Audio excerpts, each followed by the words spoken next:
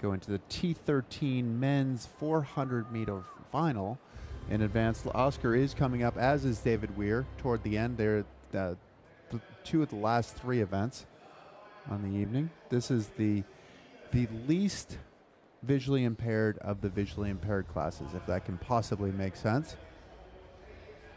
We ought to just give people an idea of when Oscar's coming up, because loads of people watching in South Africa, and they'll want to know so they can get the kettle on. He's in the final. It's at 9:15 UK time. I can't remember if South Africa's an hour or 2 hours ahead at the moment, but it's in about 15 minutes. It'll be on. So if you want to, if you need to go to the loo, if you need a cup of tea, do it now. A cup of rooibos, whatever you're going to have a drink, go and get that. And he'll be on in the next 15 minutes. So let's have a look at the runners and riders in this next event. Who do you fancy in this one? In this one, I would look toward the. Wow, I would actually say Mohamed Amguoun. Mohamed Amguoun. Yeah. Amguoun, thank you. That's how I'd say it, Amguoun, I think, from Morocco. From Morocco. Because he's got the best season, the best 49.04, and the rest are all over 50. Right, and he actually has the Paralympic record, which he ran here, which means that he's running really fast here. There he is. So there he is, Mohamed Amguoun. I don't know why the Moroccan's wearing orange. It's not a colour I would associate with Morocco. I almost feel like the Dutch have kind of patented that as their colour. It's hard to take it. Yeah, green I always associate with Morocco.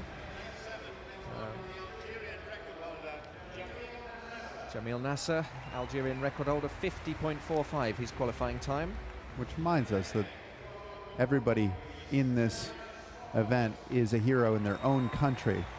Now they're thrown in to see who can be the hero in the world.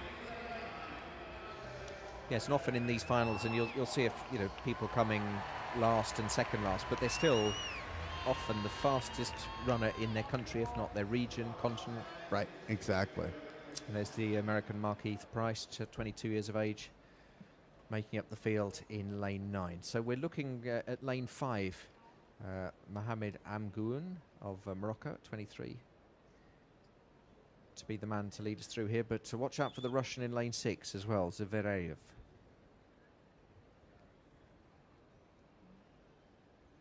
Silence descends over the Olympic Park in London for the men's 400 metres T13 final.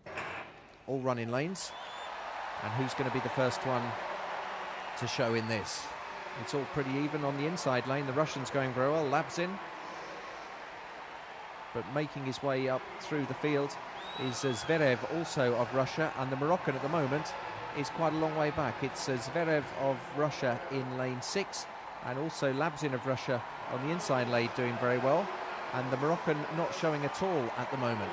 He looks pretty comfortable right now. I'd imagine he's going to turn the jets on when he comes off of this turn right here.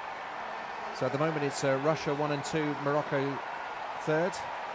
And he does look very relaxed, and he's coming through now, but he's not going to catch Labzin, I don't think. Labzin of Russia in lane 2 is in the lead. Zverev is going to get the silver, and the Moroccan is going to have to be content with bronze. Now, he looked very relaxed, the Moroccan, with his style there, but he just, it looked like, he almost looked as though he was running an 800 metres, and he was waiting for the second lap. He did, though. You could see that he pulled his hamstring as he grabbed his hamstring as he came across the finish line. So maybe there was an injury worry that he was trying to stay well within, not stretch things too far. So but not to take anything away from Labzin, who is absolutely ecstatic, lying on the track here. Well, he'll have to get up because we've got Oscar Pistorius coming on shortly, so you'll need to get off the track. Congratulations, though, on your gold, fella. He's excited and absolutely exhausted, it looks like, as well. Though he's recovering quickly. And he applauds the crowd, or he's giving it big. Looks quite a character, the Russian. Just telling us which country he's from. Thank you very much for clearing that up. He's Russian. I'm happy to be competing for his country.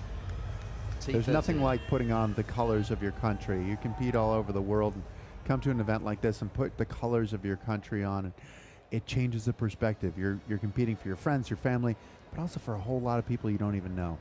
What was that like for you, Chris, the first time you pulled on the Stars and Stripes. What was it like, your uniform? Did it have the Stars and Stripes on it somewhere?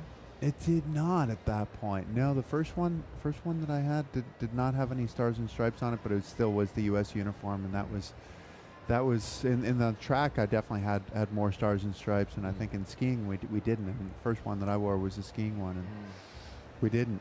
But it did say USA on it. Very important. Yes, very much so. So you're watching coverage of the London 2012 Paralympics. The track and field action with me, Jeremy Nicholas, and Chris Waddell is our American summariser.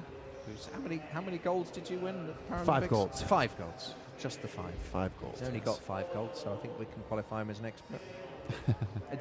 Did you win more medals at the winter or the summer? More at the winter. Yes, 12 in the winter and 1 in the summer. So there's a little bit of a disparity there.